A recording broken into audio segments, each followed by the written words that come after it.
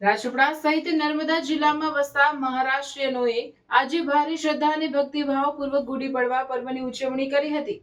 મહારાષ્ટ્રીયનોએ નવા વસ્ત્રો પરિધાન કરી ઘરના ઉંબરે ગુડીને શણગારી પૂજન કર્યું હતું.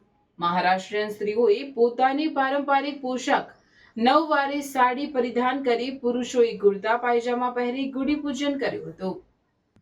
ચૈત્ર મહિનાની શુક્લ પ્રતિપદાને ગુડી પડવા કે વર્ષ પ્રતિપદા કહેવામાં આવે છે. આ દિવસે હિન્દુ નવ વર્ષની શરૂઆત થાય છે.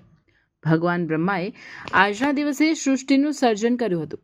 ભગવાને આ દિવસે પ્રતિપદા તિથિને સર્વોત્તમ તિથિ કહી હતી, તેથી તેને સૃષ્ટિનો પ્રથમ દિવસ પણ કહે છે.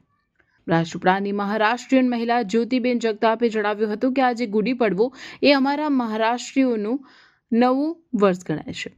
આજથી અમારું નવું વર્ષ શરૂ થતું હોય આજના દિવસથી શુભ કાર્યોનો પ્રારંભ થાય છે. ગુડી પડવાનો દિવસ આ 3.5 મુહૂર્ત પૈકીનો એક છે.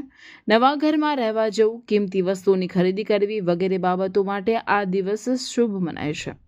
આ દિવસે નવા સંવતનો પ્રારંભ થાય છે અને નવું પંચાંગ પણ શરૂ થાય છે.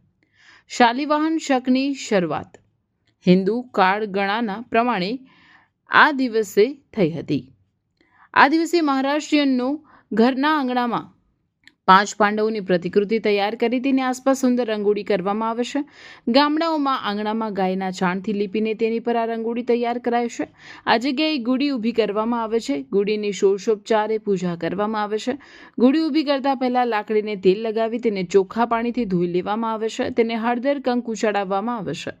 ગુડી માટે પિત્તળનો કે ચાંદીનો લોટો, કડવા લીમડાની ડાળી, હાયડા, નાનું કાપડ, સાડ, ફૂલનો હાર વગેરે સામગ્રી લેવામાં આવે છે.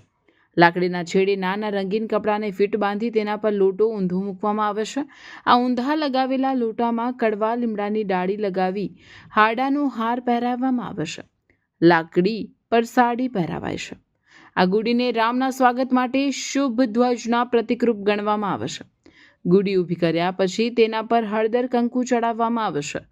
ઘરના પ્રવેશદ્વાર પર આંબાની ડાળી અને તોરણ લગાવવામાં આવે છે. નવા વર્ષના પંચાંગની પૂજા કરવામાં આવે છે.